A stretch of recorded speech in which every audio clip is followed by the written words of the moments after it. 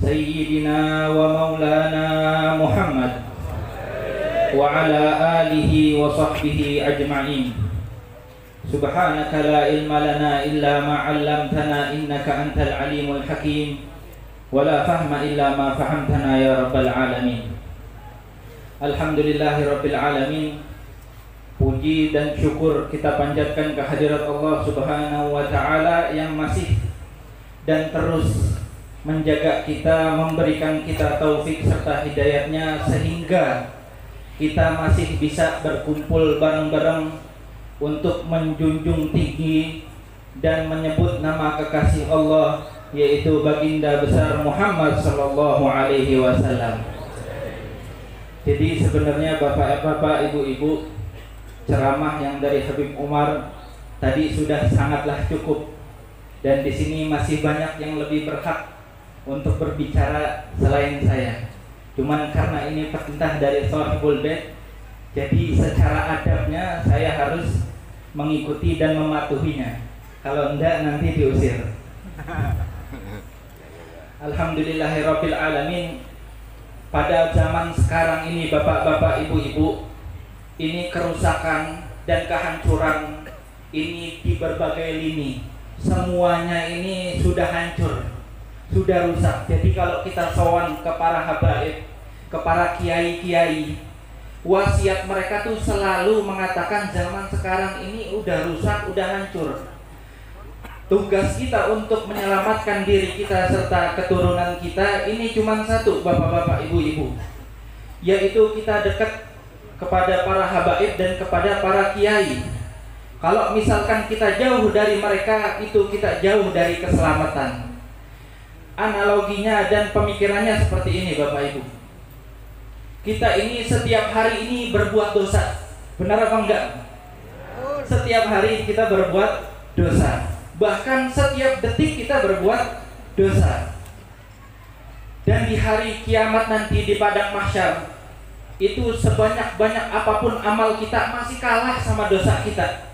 Jadi jangan ada yang bisa ngaku-ngaku kita ini amalnya sudah banyak. Wis ibadahana ini udah masya Allah tabarakallah.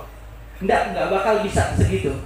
Karena nanti di padang mahsyar Allah Subhanahu wa Ta'ala mendirikan kita satu-satu, Bapak Ibu.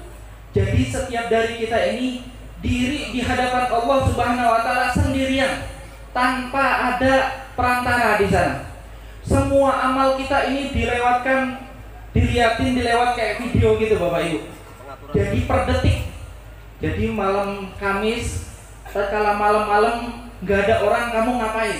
Ini ada videonya. Jadi kalau kita mau bohong itu mustahil. Nah, bukti nyatanya sudah ada. Jadi nggak ada yang bisa menolong kita.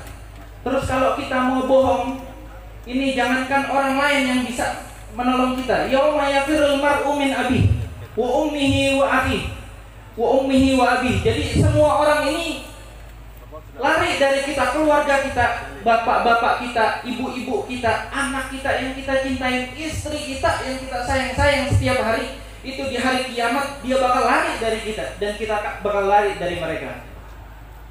Enggak sampai di situ. Kita mau bohong pakai diri kita. Kata Allah Subhanahu wa Ta'ala, "Al-yawma nakhtimu ala afwahihim wa tukallimuna aydihim wa tashhadu arjuluhum bima kanu yaksibun." Jangankan kita minta tolong sama orang, anggota tubuh kita aja enggak mau nolong kita. Mulut kita mau bohong, dia enggak bisa. Dia ngomong yang sejujurnya. Kita ini pernah ngerasani orang, pernah nyakiti orang dengan kata-kata buruk. Kaki kita, tangan kita ini pernah maksiat, bahkan sering. Jadi mustahil kita bisa bohong di hadapan Allah Subhanahu wa Ta'ala. Nah, satu-satunya yang hanya bisa menolong kita satu orang doang, Pak, Bu, yaitu baginda besar Muhammad sallallahu alaihi wasallam. Jadi kuncinya kalau kita mau selamat di dunia dan di akhirat, ini jangan putuskan tali kita sama Nabi Muhammad sallallahu alaihi wasallam. Karena benar-benar gak ada yang bisa nolong kita, Bapak Ibu. Mustahil. Di padang mahsyar nanti gak ada yang bisa nolong kita kecuali baginda besar Muhammad sallallahu alaihi wasallam. Nah, pertanyaannya sekarang gimana kita bisa nyambung terus sama Nabi Muhammad sallallahu alaihi wasallam? Sekarang kalau kita tanyakan diri kita ini zikir sering apa bolong-bolong? Bolong-bolong mungkin. Bukan mungkin lagi, pasti. Kita ini jarang zikir, jarang sholawat. Sholawat kapan Bapak Ibu? Kalau hadir majlis-majlis seperti ini. Jadi jangan tinggalkan majlis-majlis seperti ini. Karena dengan majlis-majlis seperti ini kita bisa selalu bersambung dengan Nabi Muhammad SAW. Sehingga majlis-majlis seperti ini bisa bersaksi nanti di hadapan Allah, ya Allah, bahwasanya pernah di dunia kita mengatakan bahwasanya kami mencintai Nabi Muhammad SAW. Dan juga kita jangan putuskan hubungan kita sama para habaib, sama para kiai, para ulama. Karena mereka yang menuntun kita ke jalan yang benar. Mereka yang menuntun kita ke jalan yang diridhoi oleh Allah dan Rasulullah SAW.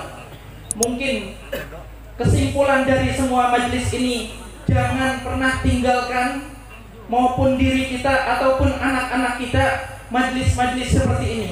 Karena kalau kita udah putus sama Nabi Muhammad SAW, selesai hidup kita Bapak Ibu. Cuman kalau kita nyambung sama Nabi Muhammad SAW, sesusah apapun hidup kita, insya Allah di akhirat nanti kita bakal selamat. Amin ya Rabbal Alamin. Mungkin karena waktu sudah malam, sekian dari saya. Wassalamualaikum warahmatullahi taala wabarakatuh.